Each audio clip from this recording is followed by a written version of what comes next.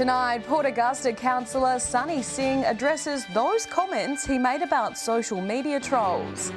And a month-long wait to see a GP in Broken Hill. Patients presenting with mental health issues forced to go to the ED out of desperation. From our 7 Spencer Gulf Studios, your nightly news with Madeline Kerr begins now. Good evening, thanks for joining us. With just 1 week left until postal ballots start being delivered, candidates for Port Augusta City Council are ramping up their campaigns. Councillor Sunny Singh's tongue-lashing against social media trolls made headlines last week, and the town is still talking about it. Port Augusta City Councillor Sunny Singh's slamming of online trolls was the defining moment of last week's candidate forum. Because of this, some of these social media trolls and other stuff, Port Augusta is losing passionate people. So lots of people, it was really disappointing that only 13 people have nominated themselves to be the councillors. So we have to elect 9 out of them. So that was my main concern. Mr Singh says he's frustrated people are complaining about the council and yet didn't nominate themselves. Some people with less knowledge saying some things and don't know the history behind that, or don't know what are the facts behind that. And that's why Port Augusta is losing lots of passionate people. I mean, Councillor Singh did voice his opinion and he has a right to do that. Rate rises continue to be a deciding factor among voters.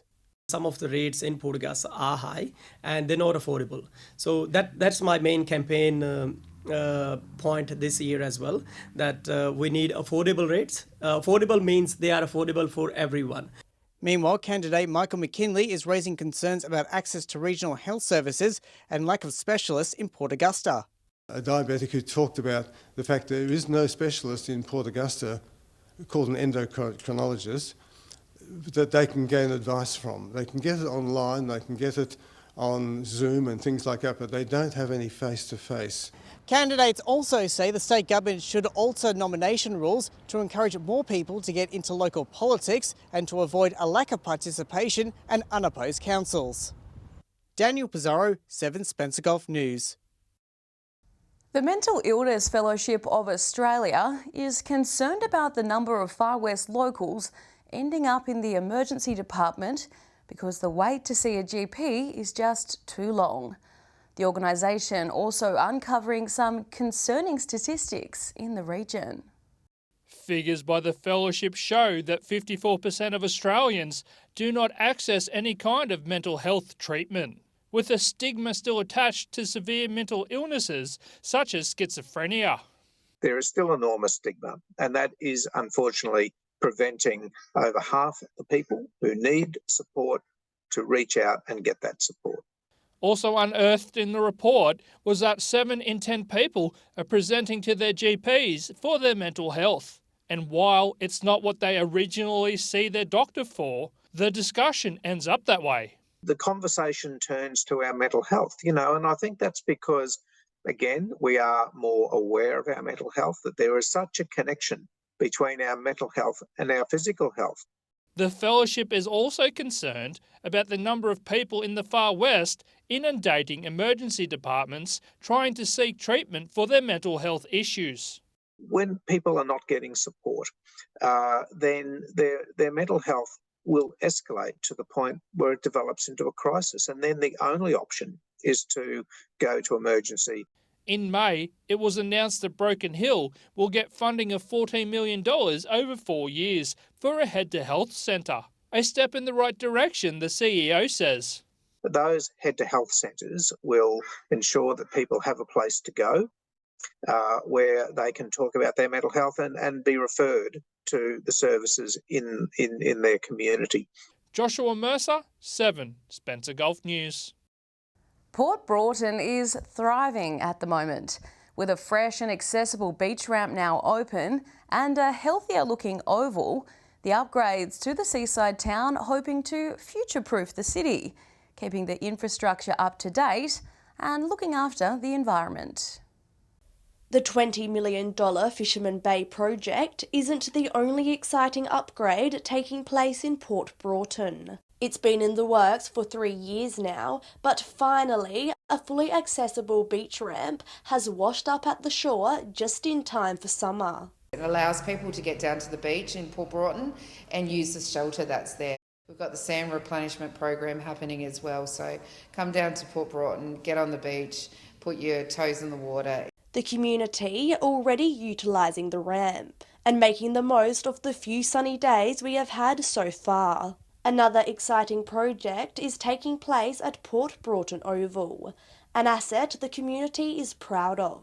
Everyone loves coming here and playing at Port Broughton, so yeah, the oval is looking great. Even though we're undertaking the works, it will be very green all year round.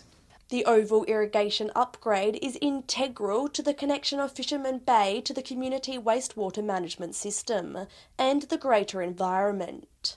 So it's about reuse, it's about sustainability, it's about making sure that we use every drop of water we can get our hands on. The project is expected to be completed by the end of the year, but will not affect any sport from going ahead in the meantime. Be sure to follow Barunga West's Facebook page to keep up to date with current projects and events. Annabelle Francis, 7 Spencer Golf News. Now is the time to throw your support behind the local operators nominated for the state's Tourism Awards. With Corn's Pitchy Ritchie Railway taking out Tourist Attraction of the Year in 2021, local councils know that with support, there's a good chance that a regional business can do it again. 85 tourism businesses have been named as finalists in the 2022 South Australian Tourism Awards. Praising the work of this year's contenders, the Minister for Tourism says they represent a superb cross-section of the state's tourism industry. Their presence bringing in tourists from all over the world. I would say that we are trending. South Australian Adelaide is getting out there now. You may recognise some of the finalists, with several of the operators located across the Spencer Gulf and Mid-North. Many of them are in their first year of operation and are already a roaring success. In Whyalla, Cuddy's Tours was nominated for its unique glass-bottom boat cuttlefish experience. In such pristine conditions, it is really a world-class attraction, so the fact that it's dragging people from all over Australia is no surprise. While over on the York Peninsula, Copper Trails Bike Hire was also nominated for the Experiences and Services category. Saw that there was a need in the Copper Coast and around York Peninsula. There were no real bike hire businesses. The closest was Clare. The newly established hire company thrilled with the nomination and hoping to fly the flag for the region. In the accommodation category, Wallaroo Holiday Park, Almerta Station, Red Wing Farm and Under the Mount in Melrose all stand a chance to take the win. The region's council's encouraging locals to vote for these businesses by simply visiting the TIC-SA website and following the prompts. Edward McCarroll, 7 Spencer Golf News.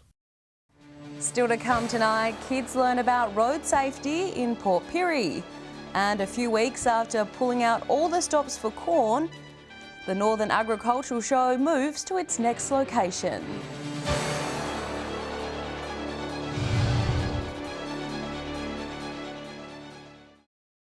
Welcome back. If you haven't already, follow Kidtober on Facebook to stay up to date with activities happening throughout Port Pirie these school holidays. One of the most popular and educational sessions your child can attend is the cycling at the Road Safety Centre. There's nothing better than kids having fun while learning important life skills. Keeping to the left-hand side of the road, making sure they wear a helmet all the time and learning the basic signs of red light stop, green light go. The centre has a selection of bikes and scooters for children as young as 4, so all you need to bring is a helmet. Kids also learn about sharing the roads with other users, making them aware of others' actions and potential distractions. Distractions and speed is the worst accident causing things that, if you're actually going too fast, you try to stop and bang, you run into someone. Clive enjoys teaching the kids how to cycle and read signs, saying he can tell they take it on board. If they do something wrong here, we're not telling them off, we're just explaining to them what they've done wrong, and then they can learn from their mistakes. It's better if kids make mistakes here, rather than on the real roads, where the consequences can be life-threatening. For the centre to continue to operate, it is important volunteers continue to raise their hands. We're open for anybody to come out and help us because we really, really need some volunteers. Annabelle Francis, 7 Spencer Golf News. The annual Corn Agricultural Show has been declared a success. The day featured champion horse riding, displays, competitions and food, with plans for next year's show already underway. A warm Sunday brought the locals out to Corn Oval for the yearly agricultural show. Organisers reported crowd turnout was slow in the beginning before picking up by mid-morning as many families ventured out for a day of fun. Corn has got a really hard-working committee and really dedicated committee, and it's a long-term committee that has worked really hard to make sure our show keeps continuing, and our council fully supports us. We've certainly come out in numbers today to support our local show. We've obviously put in a fair bit of effort to have a variety of activities for people to do and look at, so no, it's been very successful, thank you. The SES did a mock rescue event, drawing many curious onlookers, while the show's famous poultry exhibition saw prize birds on display. We've had 166 odd poultry and about 113 pigeons, so that's really good numbers for us. And the prizes were broadly spread across all of the exhibitors this year, which is even better. Virtual car racing, horse competitions and vintage cars were on display for all to see. The 2023 show is already being planned and is promised to be a very different event for Corn. Make it a bit more agricultural, a bit more less show ride orientated and more interactive for people to see how things work in the agricultural community. Daniel Pizarro, 7 Spencer Golf News. Stay with us after the break. The CFS calling on Spencer Golf locals to do their bushfire safety check. And following the success of shows like the Queen's Gambit, Broken Hill creates its own chess club.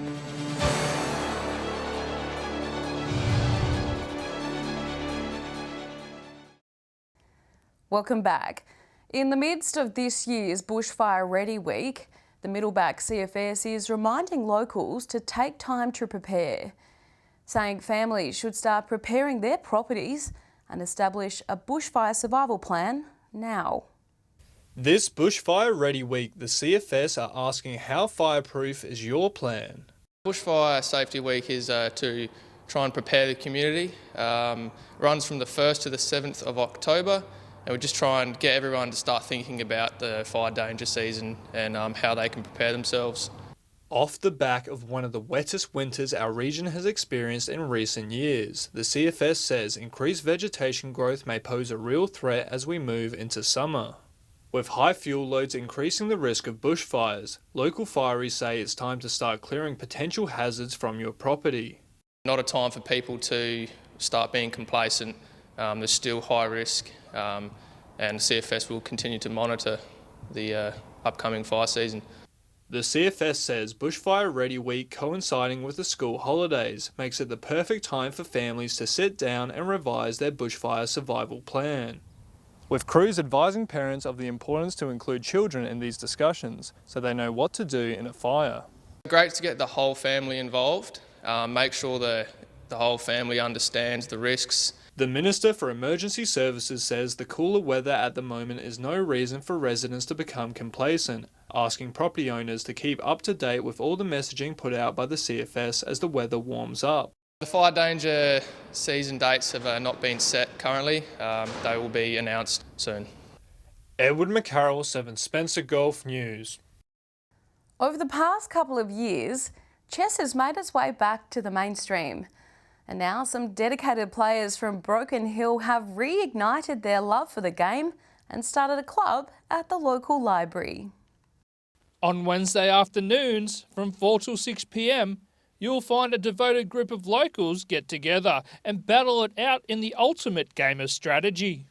So tonight will be the 11th week or the 11th night of the chess club, which is fantastic. Mr. Trelaw is the club's coordinator, a role he is passionate about.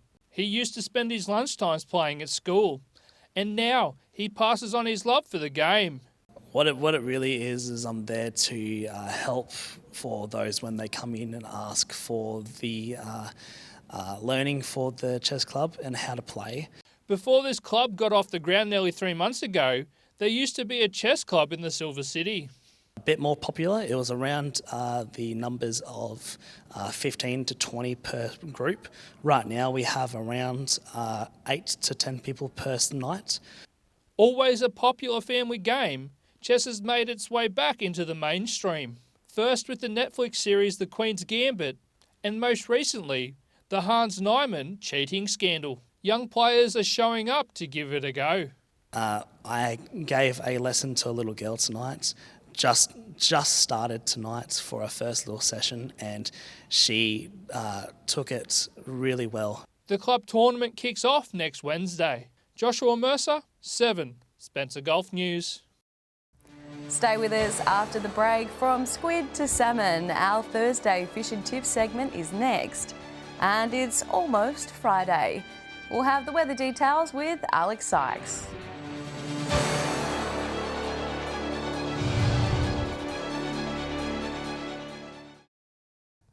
Welcome back. Fishing for garfish, but getting flathead and flounder instead doesn't seem too bad. But maybe squid fishing off the jetty is more of your thing.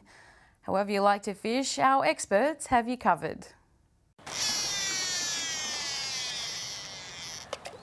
G'day and welcome to this week's Fish and Tips from Port Augusta, Jewel of the North. Well, the first week of school holidays and it's really put on a big fisherman's basket at the moment. King George whiting made a resurgence a little bit further south, down in the south end of the Flinders Channel, up to the top of or in around the Yatla area as well. Squid can still be getting caught, they're getting good catches there. Kids are having a real lot of fun off the jetties at night and also drifting along the front of the shacks in that last half hour of dusk as well and getting good catches there. Crabs, they can be caught, taking a little bit longer in there. Try a little bit deeper and a little bit longer and they'll start coming on the bite. There's been a few people out dabbing for garfish and also walking along dabbing for garfish and getting the odd flathead and flounder as well. There's a few kingfish up around the old powerhouse site and up towards the train bridge and also around that middle bank off near where the Shoreline Caravan Park is. And that's all we have from the Jewel of the North. Welcome another week around the Golf Fishing Tips. Boy, oh boy, last weekend turned it on for us beautifully. The weather was absolutely fine. We found that fish were out at the Eastern Shoal and some of them in the 50 centimetre range, so quite good King George whiting. And if you come back to around the Checker Buoy, lots of squid there to be had as well. And we also suggested the top end of Ward Spit, you'll find yourself some as well. So if you come into the Third Creek patches, you'll find some smaller size fish, but you'll have some salmon mixed amongst them as well, so it's good worth a try. If you go around to Port Davis, a lot of boats been heading out this week to check it out. A lot of King George down around the Woods Point area and also straight in front of the mouth, so great time to be had. The weekend looks okay for fishing again, so enjoy your fishing. We'll see you next week. What a fun school holiday activity. Well, time now to take a look at what's happening in the weather with Alex Sykes. Alex, it was a humid morning in some parts. Good evening, Maddie. Yes, that's right, particularly in Port Pirie and Whyalla. In Port Pirie, the relative humidity was around 94% in the wee hours, but no rain to be seen. It was a similar story in Whyalla. The humidity was up around 98%, but again, no rain. Temperature-wise, 31 degrees in Port Augusta this afternoon, the warmest day since April. A touch over 29 degrees in Whyalla. Port Lincoln reached 23. Looking more broadly at today's weather map now, 28 the top in Port Pirie this afternoon, 27 in Woodner and Broken Hill. Kadina reached 25, 32 up in Cooper Pedy. Taking a look at the satellite image now, a cold front over the west of South Australia will move eastwards later in the evening. A high pressure system will move over southern parts of the state over the weekend, and a low pressure trough will move across from the west early next week. Moving on to tomorrow's weather outlook now, and we'll start with the Gulf waters. West to southwesterly winds 15 to 20 knots, seas up to 1.5 metres, and south to southwesterly swell around a metre. Partly cloudy and 17 in Port Lincoln tomorrow, down to 9 degrees tonight. Cleve heading for a top of 17 degrees on Friday. Woodner will also be partly cloudy but a touch warmer, 19 just 7 tonight. Between 11 and 20 degrees in Whyalla on Friday. The cloud will clear around Port Augusta, 23 degrees after an overnight low of 13. Possible early showers in Kadina, 18 there. Early showers in Port Pirie as well, 20 degrees. Showers easing in Clare between 10 and 16. Morning showers in Broken Hill before a mostly sunny afternoon, a top of 22 degrees there. Taking a look further through the week now, Saturday will be partly cloudy just about everywhere, 19 in Port Augusta. Bit of a symmetry going on with our map, 18 in Woodner and Port Pirie, 17 in Whyalla and Kadina, 16 in Port Lincoln and Adelaide. Moving on to Sunday's outlook now, and if you ask me, Sunday is the pick of the bunch to get out in the backyard and do some bushfire preparations. Sunny in Broken Hill and 18, sunny top of 21 in Port Augusta, blue skies in Woodner, 22 degrees, 19 in Whyalla, 20 in Port Pirie. Taking our first look at Monday's outlook now and why there may be some cloud coverage. The temperatures on the up, starting from the top, partly cloudy 28 in Cooper Pedy on Monday, sunny 21 degrees over the border in Broken Hill, Port Augusta partly cloudy and 26 degrees, 26 in Woodner as well, 25 in Whyalla and Port Pirie. And that's all the weather from me for tonight. I'll see you a little later with an update. It's back to you, Maddie. Thanks for that, Alex. And that's the local news this Thursday. I'm Madeline Kerr. From all of us here, thanks so much for joining us. Have a great evening. Good night.